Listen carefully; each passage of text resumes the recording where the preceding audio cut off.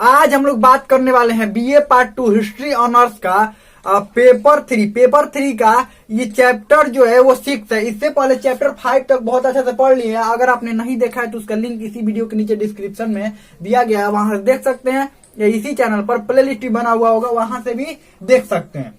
अब देखिए क्या करना है कि ये चैप्टर 6 हम लोग पढ़ना है। चैप्टर 5 तक क्या कर लिया है तो बहुत अच्छा से पढ़ लिया। चैप्टर 5 बहुत अच्छा से पढ़े थे, उसका ऑब्जेक्टिव क्वेश्चन, सब्जेक्टिव क्वेश्चन सब कुछ बहुत अच्छा से पढ़ लिए थे। और एक बात हम हर बार आपको समझाते हैं कि आप हिस्ट्री ऑनर्स पढ़ रहे हैं तो इस बात का ध्यान रखिए कि ऑनर्स जितना आपको ज्ञान भी होना चाहिए, सिर्फ नाम से नहीं हो जाना चाहिए कि हिस्ट्री ऑनर्स पढ़ रहे हैं, ध्यान रखिएगा। तो आपको देखिए, वैसे भी अगर आप आर्ट्स लिए होते हैं तो ये आर्ट्स के अंतर्गत हिस्ट्री आता है, तो लोग समझते हैं कि जो आर्ट्स वाले बच्चे होते हैं वो कमजोर होते हैं। तो क्या सच में आर्ट्स वाले बच्चे कमजोर होते हैं? नहीं। ये बात दिखाने के लिए कि नहीं आर्ट्स वाले बच्चे कमजोर नहीं होते, इसके लिए आपको क्या करना पड़ेगा?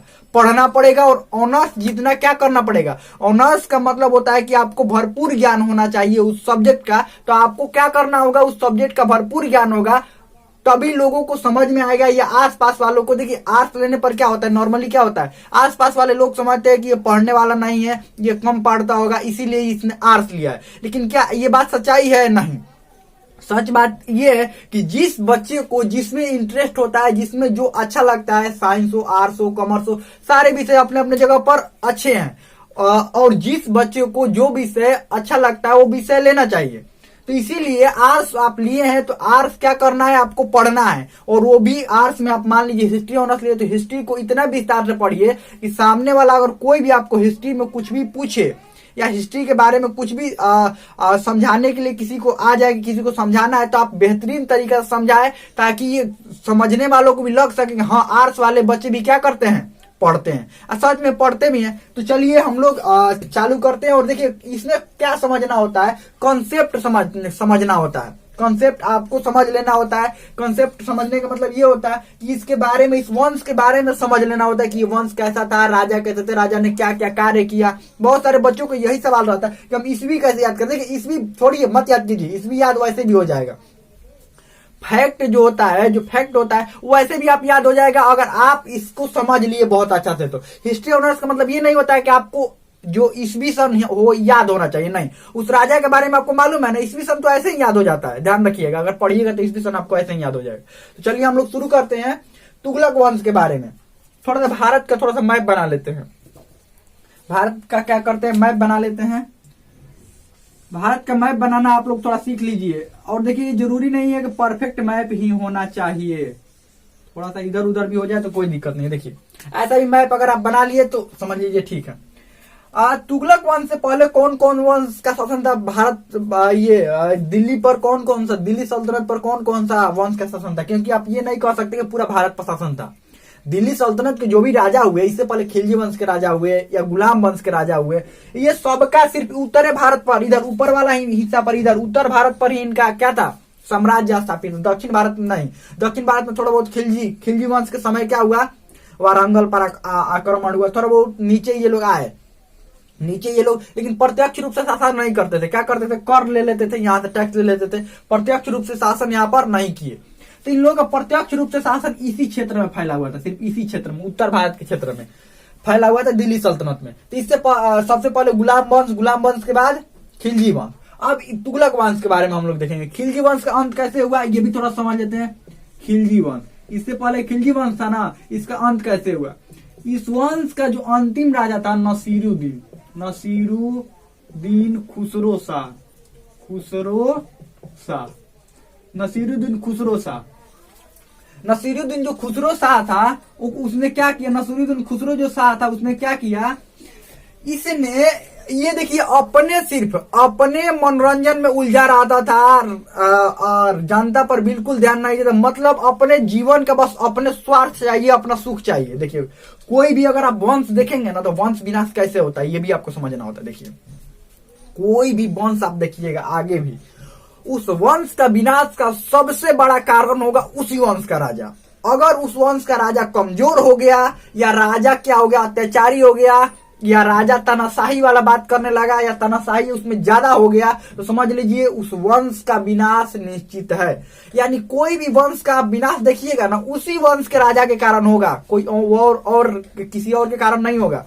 सबसे प्रमुख कारण उसी वंश का राजा होगा। आप कभी भी इतिहास में कहीं पर भी देख लीजिएगा, जो भी वंश का विनाश होगा ना उसी वंश के राजा के कारण होगा। या तो राजा कमजोर हो जाएगा, जब राजा कमजोर हुआ तो बाहर वाला आक्रमण करिए देगा।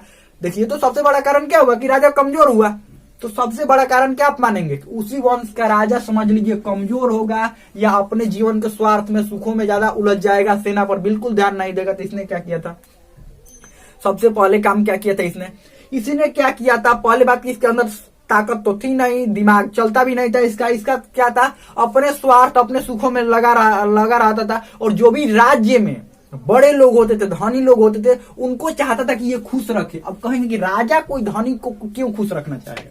ये हमेशा चाहता था ना कि राज्य में जितने भी धनी लोग हैं ना, धनी और ताकतवर लोग, देखिए ऐसा थोड़ा होता है कि राजा के समय धनी और ताकतवर लोग नहीं थे।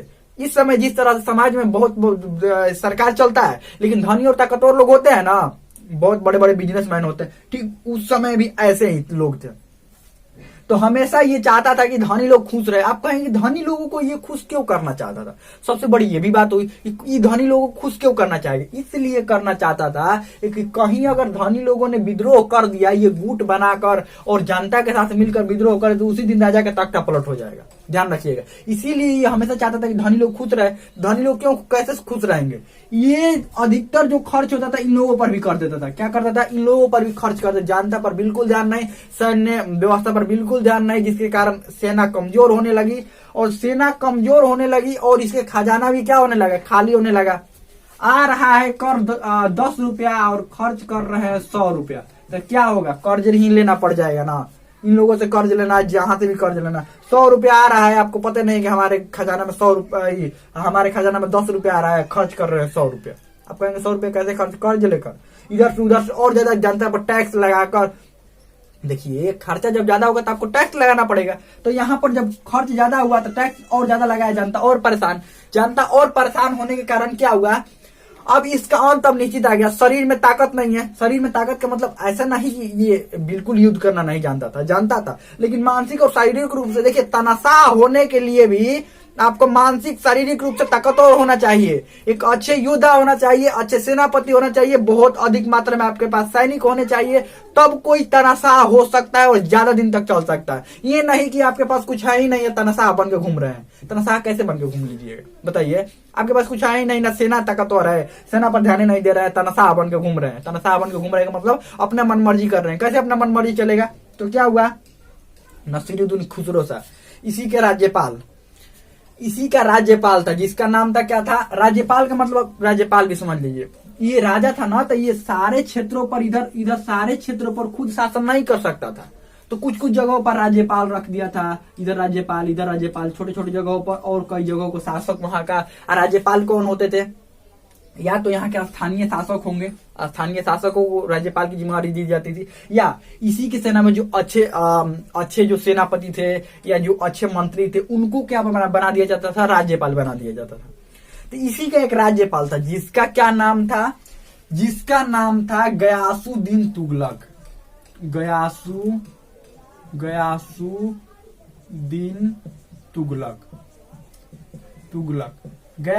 तुगलक जिसका नाम था। अब देखिए इसने क्या किया, देखा कि राजा कमजोर है, कर रहे हैं तानाशाही, अगर जनता ने तख्ता पलट कर दिया तो बड़ा दिक्कत हो जाएगा, पता नहीं चलेगा राजा कौन बनेगा। तो इसी ने क्या किया, ये ठीक ठाक ताकतवर था, इसके जीवन के बारे में समझेंगे। इसी ने क्या किया, इनका निपटा दिया फाइल, और फाइल मतलब काम इनका निपटा दिया। पहुंचा यहाँ पर, इनका काम निपटाया। पता है कि ये देखिए राजा का काम खत्म होने के बाद ऐसे ही लोगों में भय उत्पन्न हो जाता है कि कोई राजा को ही मार दिया। जब राजा को मार दिया तो राजा से भी ताकतवर है, तभी तो राजा को मार दिया ना। तो लोगों के मन में ऐसे ही भय उत्पन्न हो जाता है और ये खुद क्या बन गया? राजा। लेकिन क्या राह इसकी इतनी आसान होगी कि राजा बनने के बाद इतने राह आसान हो जाएगा कि आपको सभी लोग मान लेंगे? मंत्री जितने भी इसके मंत्री है, सेनापति हैं, सैनिक, सब आपको राजा मान लेंगे? इतने और धनी लोगों को ये खुश करता था। ये धनी लोगों को ये पहले से तो ये क्या करेंगे? इसके विद्रोह में होंगे कि ना होंगे? ये इसके साथी थे और इसी को इसने मार दिया, तो क्या ये विद्रोह में होंगे कि नहीं होंगे? जरूर होंगे विद्रोह में। तो इसको क्या करना पड़ा? कई समस्याओं का सामना करना पड़ा, कई समस्याओं का, विरोधों का सामना करना पड़ा। ध्यान रखिएगा, कई विरोधों का सामना करना पड़ा, विरोधों का सामना करना पड़ा, अब कई विरोधों का सामना करना पड़ा। पहले तो इनको तो ये तो देखिए, लेकिन इसके अंदर सब कुछ था ना, सब कुछ मतलब ताकत था, सब कुछ था। कैसे ताकत है ये भी थोड़ा समझते हैं, कैसे इसके अंदर ताकत है। ये ताकत, इसके अंदर सब कुछ गुण था। मतलब एक योग्य सेनापति का गुण था, अच्छा सैनिक भी था, योग्य सेनापति का गुण भी था, अच्छे प्रशासक का गुण भी था। इसके सब कुछ, समझदारी बहुत बेहतरीन थी, शारीरिक रूप से ताकतवर था ही, जब सेनापति तो शारीरिक रूप से ताकतवर था ही। और राज्यपाल इसको बनाया गया था, तो इसको शासन के बारे में भी ठीक ठाक जानकारी हो गई थी। मतलब इसको सेना के बारे में, शासन के बारे में सब कुछ जानकारी हो गया था, वर्तमान परिस्थितियों में निर्णय कैसे लेना, ये सब कुछ जानकारी हो गया था। लेकिन आप कहेंगे कि ये था कौन क्या कि सब कुछ जानकारी हो गया? मतलब क्यों इसको सब कुछ जानकारी था पहले से ही? कैसे जानकारी हो गया? मतलब ये इसके जीवन के बारे में थोड़ा सा, किसी के बारे में भी जानकारी लेने से पहले कि वो इतना सफल कैसे बना, उसके थोड़ा सा पीछे जीवन के बारे में थोड़ा सा देखते हैं कि वो कैसे कैसे उसके जीवन में कैसे कैसे परिवर्तन आकर, क्या शुरू से ही इतना सफल था? कोई भी जीवन में शुरू से ही उतना सफल नहीं होता है, उसके लिए उसको संघर्ष करना पड़ता है, मेहनत करनी पड़ती है, तब सफल होता है। अब देखिए ये सफल कैसे था, अब क्या था, बचपन थोड़ा सुन लेते हैं इसका, बचपन क्या था। उसके बाद यहाँ से भी कहानी अभी चालू करेंगे, यहाँ से भी अभी कहानी चालू करेंगे, क्या क्या संघर्ष रहा है इसका, थोड़ा सा बचपन समझ लेते हैं। देखिए हिस्ट्री ऑनर्स का मतलब यही होता है कि आप एक एक टॉपिक को, एक एक चीज को बेहतरीन ढंग से समझें और बेहतरीन ढंग से पढ़े कि आखिर हुआ तो क्यों हुआ, ये इसी के साथ क्यों हुआ, यहीं पर इस वंश का अंत क्यों हुआ, आगे वाले राजा के आगे आने वाले राजा क्यों नहीं इसमें आए, या इससे पहले भी तो इस वंश का अंत हो सकता था, इससे पहले क्यों नहीं हुआ? क्योंकि इससे पहले वाले सब ताकतवर और बहुत ताकतवर थे, ध्यान रखिएगा। चलिए आगे बढ़ते हैं, इसका बचपन देख लेते हैं। इसके जो पिता थे वो गुलाम थे। आप कहेंगे गुलाम, देखिए उस समय गुलाम होते थे, दास समझते हैं, दास और गुलाम। इसके पिता जो थे वो गुलाम थे, क्या थे? गुलाम। यहाँ पर गुलाम लिख भी देते हैं यार, ठीक है, इतना पानी समझ लीजिएगा। इसके पिता जो थे वो गुलाम थे। अब गुलाम क्या होता है, पहले क्या होता था, गुलाम वंश पूरा गुलाम ही तो था, गुलाम वंश पूरा दास ही तो उसमें राजा बने थे। अब गुलाम वंश में होता क्या था, आप गुलाम वंश पढ़े होंगे तो आप जानते भी होंगे उसमें होता क्या था, ये भी समझिए थोड़ा सा। क्या किया जाता था, छोटे छोटे बच्चों को दास व्यापार होता था। दास व्यापार मतलब किसी भी इंसान को खरीद कर कहीं पर किसी राजा के यहाँ बेच दिया जाता था, किसी के यहाँ, और जीवन भर के लिए वो काम करता था वहां पर। मान लीजिए किसी व्यक्ति को या किसी छोटे बच्चे को या किसी व्यक्ति को मान लीजिए खरीद कर और उसको बेच दिया गया किसी और राजा के यहाँ, और राजा के यहाँ वो जिंदगी भर काम करेगा, सिर्फ खाना खाएगा, सैलरी वैलरी उसको कुछ नहीं मिलेगा। इस समय जो काम करने वाले लोग होते हैं, जो समझिए नॉर्मली जो किसी के घर में काम करते हैं, कोई भी काम करते हैं, तो क्या करते हैं, हर महीना सैलरी लेते हैं ना। लेकिन इसमें ऐसा नहीं था, एक ही बार में थोड़ा सा पैसा दे दिया जाता था और उसी को यहाँ जीवन भर के लिए क्या बनकर रहना पड़ता था, दास। ठीक वैसे ही इसके पिता जो थे वो राजा के यहाँ दास थे, यहीं पर दास थे। तो दास थे तो शुरू से ही जब पिता दास होंगे तो बच्चा क्या होगा उसका, ये भी होता था कि ये वो उसमें वंश में अगर दास हुआ ना सब उसमें दासे रहेंगे। मतलब पिता अगर किसी के यहाँ, पिता को बेच दिया गया किसी के यहाँ, तो उसका बच्चा भी होगा तो दासे होगा, उसका बच्चा भी होगा तो दासे होगा, ऐसे ही चलता रहता है। इसके पिता दास तो ये भी क्या होगा, वहां का गुलाम ही था। किसके, कब, ये खिलजी वंश के समय। लेकिन गुलामों को इतनी छूट दी गई थी ना, ऐसा नहीं कि गुलामों को छोटा मोटा काम करवाया जाता था, या मतलब ऐसे नॉर्मली छोटा मोटा काम नहीं। अगर आप में योग्यता है, आप खिलजी वंश के बारे में पढ़े होंगे तो अलाउद्दीन खिलजी के बारे में भी जानते होंगे, क्योंकि पिछले भाग में पढ़ाए थे हम। क्या करता था अलाउद्दीन खिलजी, कैसे उसके सेना में भर्ती होता था। सेना में भर्ती इस तरह से होता था कि आपकी योग्यता के बल पर सेना में भर्ती किया जाता था, न कि आपका जाति वंश कुछ भी नहीं देखा जाता था। क्या देखा जाता था, योग्यता। इसी कारण तो इतना दक्षिण भारत में भी सफलता उसने पाया, इधर भी पाया, इधर भी पाया, इस सारे जगह पर, इस गुजरात वाले क्षेत्र में भी उसको सफलता मिला। क्यों मिला, क्योंकि उसके सेना में योग्य सैनिक थे, ध्यान रखिएगा। तो इसने क्या किया, अलाउद्दीन खिलजी के समय ही ये गयासुद्दीन जो तुगलक था, गयासुद्दीन तुगलक था, ये अपनी योग्यता के बल पर, किसके बल पर, अपनी योग्यता, यानी बहुत ही अपनी योग्यता के बल पर बचपन से ही ये मतलब हर चीज में बहुत अच्छा था। ये हर चीज में बहुत अच्छा था, घुड़सवारी सीखा, ये सैनिकों में सेना में शामिल हुआ, बहुत अच्छा सैनिक बना। सैनिक बनने के बाद ये क्या हुआ, सेनापति बना। देखिए इसका योग्यता देखा, बताते हैं। योग्यता इसके अंदर क्या क्या थी, ये बचपन से ही क्या क्या बना। ये शुरू में तो ये सबसे पहले शुरू में क्या रहा है, ये शुरू में सबसे पहले ये सैनिक बना। क्या बना, सैनिक बना। ये गुलाम था, सैनिक बना। और बेहतरीन सैनिक बन के उभरा, तो इसको क्या बना दिया गया, प्रमोशन। समझते हैं प्रमोशन क्या होता है? प्रमोशन एक पद से दूसरे पद, तीसरे पद। प्रमोशन पहले भी होता था, ये नहीं समझिए कि अभी प्रमोशन होता है कि आप छोटे अधिकारी हैं, अगर कुछ अच्छा काम किया तो उससे बड़े बनेंगे, कुछ अच्छा काम किया तो उससे बड़े बनेंगे, कुछ खराब काम किया तो डिमोशन होकर नीचे भी आते हैं। बड़े अधिकारी है, कुछ खराब काम किया तो नीचे आ जाएंगे, ध्यान रखिए। तो ये इसका प्रमोशन हो रहा था। कैसे? सैनिक था, बहुत ही योग्यता थी, तो अलाउद्दीन खिलजी को था ही कि आप जितने योग्य हैं उतने अच्छे पद पर जाएंगे। उसके बाद सेनापति बन गया। सेनापति बनने के बाद इसने क्या किया, खिलजी वंश के समय भी इधर से मंगोलों का आक्रमण बार बार हो रहा था, इधर एगो सेना रखना पड़ता था स्पेशल मंगोलों के लिए। तो मंगोल बार बार आक्रमण कर देते थे दिल्ली सल्तनत में। ये पहले भी गुलाम वंश के समय भी मंगोल आक्रमण करते थे। मतलब मंगोलों की पूरी पीढ़ी जो थी इसी में चलती थी कि आक्रमण करते, उसके बाद कोई और राजा बना, उस मंगोलों में ही अलग अलग राजा बनते थे, उस सब यहीं पर आक्रमण करते थे। उधर भी आक्रमण करते, लेकिन इस क्षेत्र में, लेकिन उनको ज्यादा सफलता मिल नहीं पाती थी। तो ये मंगोलों से युद्ध लड़ने में, ये गयासुद्दीन तुगलक जो था मंगोलों से युद्ध लड़ने में मतलब बहुत सक्षम था। इसकी योग्यता देखकर सेनापति तो बनाया ही गया था और बहुत ही बेहतरीन सेनापति बनकर उभरा। उसके बाद क्या किया जाता था, जो भी बेहतरीन सेनापति होता था उसको क्या किया जाता था, राज्य के अलग अलग हिस्सों में राज्यपाल बना दिया जाता था। इसको बनाया गया राज्यपाल। ध्यान समझते रहिएगा, प्रमोशन, ये सब प्रमोशन हो रहा है इसका। ये बन गया राज्यपाल। अब राज्यपाल बनने के बाद राजा की भूमिका इसमें आ गई कि अब कैसे शासन चलाना है। योग्य सेनापति, मतलब देखिए क्या क्या इसको अनुभव मिला। अच्छा सैनिक था, सेनापति बना था, पूरा सेना के बारे में इसको पता चल गया कि कैसे सेना भर्ती होता है, कैसे सेना में बेहतरीन नियम लगाते हैं, अच्छे हथियार कौन से हैं, नियम कैसे बनाना है, युद्ध कैसे लड़ना है, युद्ध प्रणाली कैसे होनी चाहिए, बेहतरीन युद्ध कैसे लड़ा जाता है, दक्षिण भारत में युद्ध कैसे लड़ा जाता है, सब चीज का अनुभव इसको हो गया। जब राज्यपाल बना तो राजा के बारे में समझा कि राजा के बारे में शासन कैसे चलाते हैं, अधिकारियों को नियंत्रित कैसे रखते हैं, क्या करते हैं, कर प्रणाली कैसे होता है। ऐसा थोड़ा होता है कि सेनापति में है या उसको कर प्रणाली के बारे में पता चल जाएगा, नहीं। राज्यपाल बना तो कर प्रणाली कैसे चलता है, राजा का खर्च कैसे चलता है, खजाना खाली रहता है तो भरा कैसे जाता है, ये सब चीज के बारे में बेहतरीन समझा यहाँ पर राज्यपाल बनकर। तो अब बताइए कि इसमें सब गुण आ गया कि नहीं आ गया? ये सब गुण आ गया। यहाँ पर राज्यपाल था और देखा कि राजा जो है वो कमजोर है और राजा ने सारा जो खजाना है वो खाली कर दिया है और राजा अपनी मनमानी कर रहे हैं, तो ये क्या करेगा बताइए? क्या इनका काम खत्म करके खुद राजा नहीं बन जाएगा? क्योंकि योग्यता है इसमें काम खत्म किया और खुद क्या बन गया, राजा। क्यों बना राजा? ये सब योग्यता थी तभी राजा बना। ऐसा नहीं हो कोई भी आलतू फालतू उठकर और राजा बन जाएगा, नहीं बन जाएगा। इसीलिए तो ये टीका भी राजा बन के, लेकिन ज्यादा दिन तक इसका शासनकाल नहीं चल पाया। और देखिए तुगलक वंश का शासनकाल कितना से कितना रहा, 1320 से 1414 तक रहा।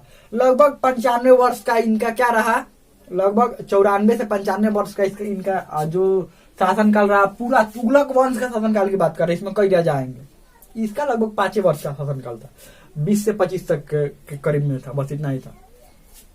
अब देखिए यहाँ पर गयासुद्दीन तुगलक में सारे गुण थे, राज्यपाल के सारे गुण थे, यहाँ पर राजा बन गए। कई विरोधियों का सामना, लेकिन विरोधियों के निपटाना कैसे है ये सब इसको पता था। राज्यपाल था तो विरोधियों को कैसे निपटाना है ये सब क्या था इसको पता था। लेकिन और भी इसके साथ समस्याएं थी। देखिए अब समस्याएं इसके साथ क्या क्या समस्याएं जुड़ती गई। समस्याएं इस तरह से जुड़ती गई कि 2 क्षेत्र, एगो तो ये सिंध वाला क्षेत्र, एगो बंगाल वाला क्षेत्र, ये बंगाल वाला क्षेत्र, ये वाला इधर वाला क्षेत्र। जब ये राजा बना ना तो ये इंतजारे कर रहे थे कि कब इनका कोई काम खत्म करे कि हम क्या करें, खुद को स्वतंत्र घोषित कर लिए। बंगाल हाथ से निकला और इधर से सिंध हाथ से निकला। तो इसने कहा ये सिंध वाले हम बातें नहीं मान रहे थे, सिंध वाले कह रहे थे कि हम इसे आपके क्षेत्र में शामिल है नहीं है। बंगाल वाला ही कह रहा था कि हम भी शामिल नहीं है। लो क्या कर लोगे आपके पास। और एक बात, ये गयासुद्दीन तुगलक क्या डायरेक्ट आक्रमण अभी कर सकता था? नहीं। कैसे आक्रमण कर, अभी आप ही स्थापित नहीं हुए, अभी आप ही नए राजा बने हैं और सैनिक लेकर किसी से युद्ध करने कैसे चले जाइएगा? अभी आप ही को खुद नहीं पता है कि राजधानी में अंदर क्या चल रहा था, अंदर कौन था, क्या था, और इसने कितने पैसे खर्च किए हैं, कुछ खजाना बचा भी है नहीं बचा है, सेना में क्या क्या है। ये तो राज्यपाल एक जगह का, छोटा सा एक जगह का राज्यपाल था ना। ऐसा थोड़ा था कि पूरे राज्य की इसकी जानकारी थी, नहीं। तो ये राजा बना तो सबसे पहले युद्ध नहीं किया, सबसे पहली समझदारी ये, इसने युद्ध कहीं पर अभी शुरू नहीं किया। इसने क्या किया, सबसे पहले इसने अपने सेना में कई सुधार किए और साथ में ही कुछ ये खजाना कैसे भरा जाए, यानी कि कर मतलब ये जो खजाना खाली है राज्य का, वो खजाना को भरा कैसे जाए, इसके लिए कई कर प्रणाली, किसानों की स्थिति में सुधार के लिए कई कार्य किए।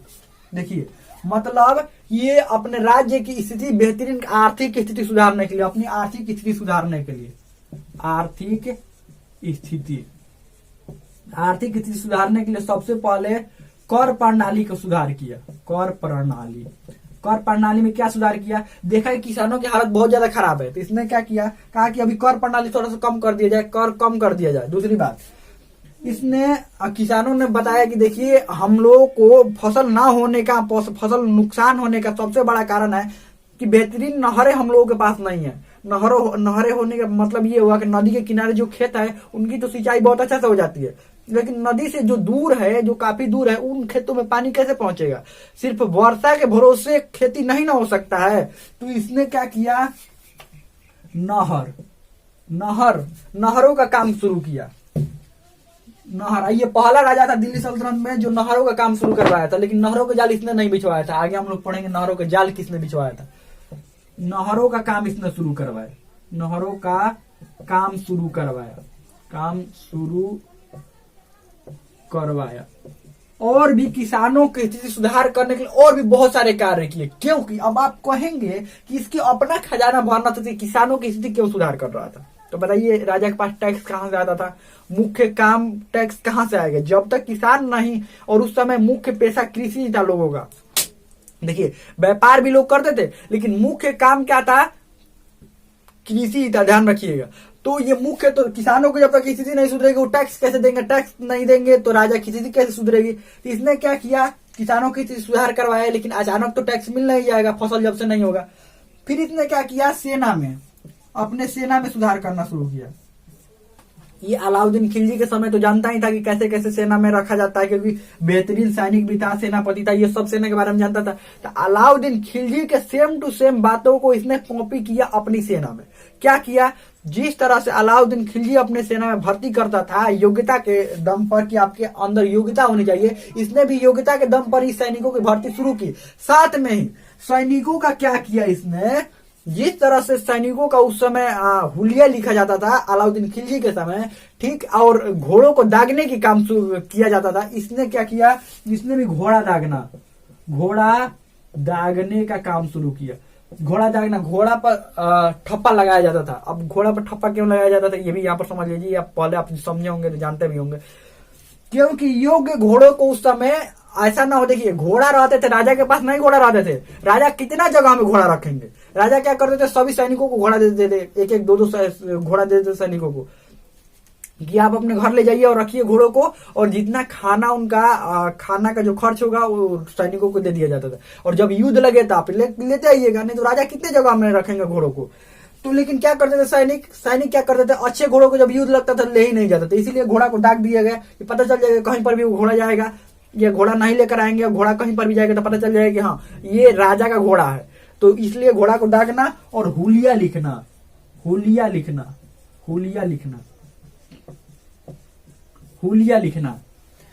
देखिए इस समय क्या किया जाता था, कहीं पर भी कोई भी आपको नौकरी ज्वाइन करना है या कोई भी काम करना है तो वहां पर फोटो लगता है ना, कि पहचान के लिए कि आप ही हैं, पहचान के लिए फोटो लगता है। लेकिन उस समय तो फोटो था नहीं, तो क्या किया जाता था, हुलिया लिखा जाता था। अब आप कहेंगे हुलिया लिखने से कोई पहचान में कैसे आएगा, आप स्केच आर्टिस्ट को देखे हैं, स्केच आर्टिस्ट जो स्केच बनाते हैं, कोई एक व्यक्ति बताता है कि वो व्यक्ति ऐसा था, इसका चेहरा ऐसा था, इसका आंखें ऐसी थी, इसका ऐसा मतलब चेहरे के एक्सप्रेशन था, ये सब सुनकर वो स्केच आर्टिस्ट क्या करता है, पूरा चित्र बना देता है, उस आदमी का पूरा चित्र बना देता है। ठीक वैसे ही उस समय भी हुलिया लिखा जाता था, हुलिया लिखकर व्यक्ति की पहचान की जाती थी, ध्यान रखिएगा। तो यहाँ पर इतना कुछ सुधार किया और उसके बाद फाइनली सुधार करने के बाद इधर किसानों की स्थिति भी कुछ दिन में सुधारने लगी, कर भी मिलने लगा, और ये सेना में भी बहुत अच्छा चीज ने सुधार किया, सेनापति था ही। अब उसके बाद इसका पुत्र था, किसका पुत्र, गियासुद्दीन तुगलक का पुत्र। इसने क्या किया, 1321 ईस्वी में इसने कहा कि जाओ वारंगल पर आक्रमण करो, वारंगल पर आक्रमण करो। इसका पुत्र का नाम था जौना खां। जौना खा। इसने जौना खा को कहा कि जाओ आक्रमण करो वारंगल, यही दक्षिणी वाले क्षेत्र में, तो वारंगल पर आक्रमण करो। तो इसका पुत्र ने क्या किया, आक्रमण किया, लेकिन पहली बार में सफलता नहीं मिली। लेकिन ये हार नहीं माना, दूसरी बार फिर आक्रमण किया और इसको वारंगल पर सफलता मिल गई। बहुत अधिक मात्रा में धन उधर से लूट कर लेकर आया था, पहुंचा था बहुत अधिक मात्रा में धन लूट कर। और देखिए, तो इसके बाद इसने भी, अब बंगाल इधर उधर भाग रहा था, तो अब इसने क्या सोचा कि अब यहाँ सब, जब हमारी स्थिति अब सुधर गई है, अब ये कुछ धन भी इधर से लेकर आया है और पॉलिस भी कर बहुत बेहतरीन प्रणाली कर रहा हो गया था, सैनिक भी इसको मजबूत हो गए थे, तो अब सोचा कि बंगाल पर भी हम आक्रमण करके और बंगाल को भी अपने में क्या कर ले, मिला ले। तो अगले भाग में हम लोग पढ़ेंगे कि इसने बंगाल पर आक्रमण कैसे किया, क्या किया, इसके बारे में पूरे डिटेल में पढ़ेंगे। तो हम लोग तो समझ में आ गया होगा। अब इसमें कोई भी डाउट हो, कोई भी क्वेश्चन हो, आप कमेंट में पूछ सकते हैं, हम लोग तो समझ में आ गया होगा।